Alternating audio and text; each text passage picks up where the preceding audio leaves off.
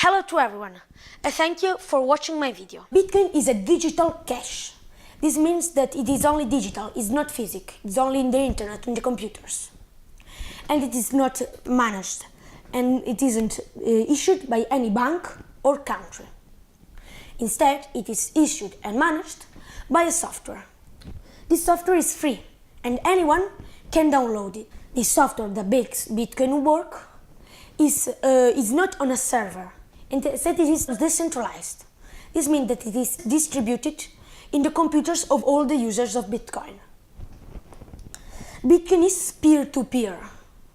This means that when you do a transaction, the money don't go through a central authority, like in a centralized system, but instead the money goes directly from a person to another, from one computer to another.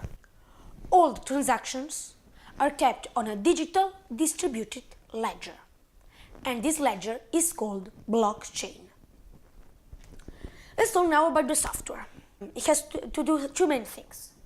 First of all is to manage transactions, and then you also have to create new bitcoins. A really important thing about this software is that this is open source. Okay, so we already said that Bitcoin software is free and anyone can download it. All the people that have downloaded it are called nodes. All the people and all the nodes form a network where the software of Bitcoin is distributed. One of the main parts of the Bitcoin software is what I said before, the ledger, where the transactions are kept. This ledger is really special because it contains all the transactions of the history of Bitcoin. All of them. Also, it's really important because it is unchangeable. This means that it's hardly impossible, it is nearly impossible to change any transaction that happened. And what's more, it is public.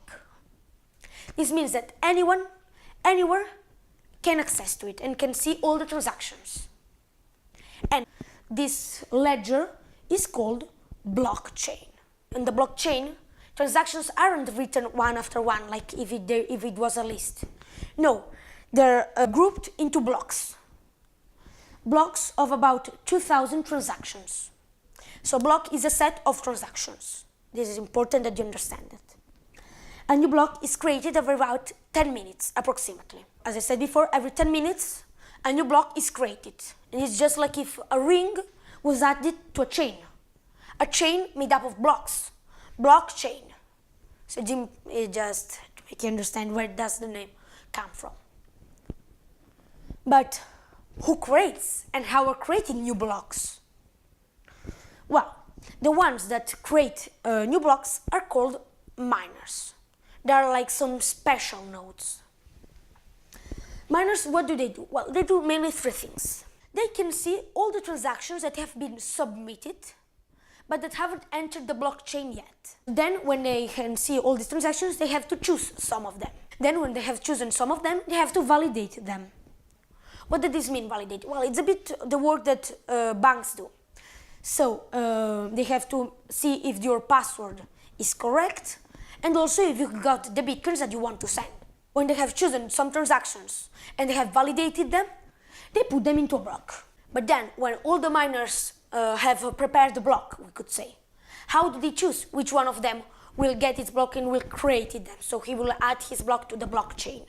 Well, to choose which one of them would do this, they do a calculus race. And you will ask yourself, but why do they do this? What do they gain?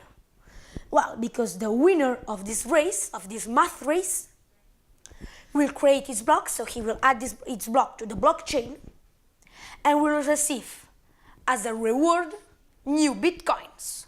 And this is how new bitcoins are issued.